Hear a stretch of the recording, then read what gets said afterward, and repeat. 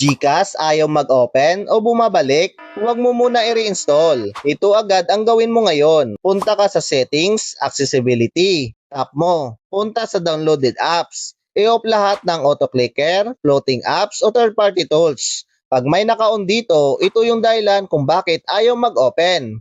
Balik sa Settings, Developer Options. Kung hindi makita, gamitin Search. I-off mo agad. Kapag naka-off na, malaking chance dito pa lang gagana na. Kung ayaw pa rin, may isang step pa na kadalasan dito na ayos. Long press GCash, App Info. Kung wala, Settings, App, GCash. Tapos Stop, Confirm. Punta sa Permissions, alo lahat. Kapag kompleto na permissions, ready na ulit ang app. Punta sa Storage, Clear Cache. Ito yung step na kadalasang gumagana na agad. Tap Clear Cache. Huwag mo muna buksan ang GCash. I-restart mo muna ang phone. Dito kadalasan naayos kahit ayaw gumana kanina. Pag fully open na ang phone, open Play Store o App Store. Search GCash. Update kung meron. Ngayon buksan mo ang GCash. Sa karamihan ng users, dito pa lang gumagana na. Comment mo phone model mo kung ayaw pa rin. Kung bumabalik ulit ang error, ulitin mo lang lalo na sa accessibility at clear cache.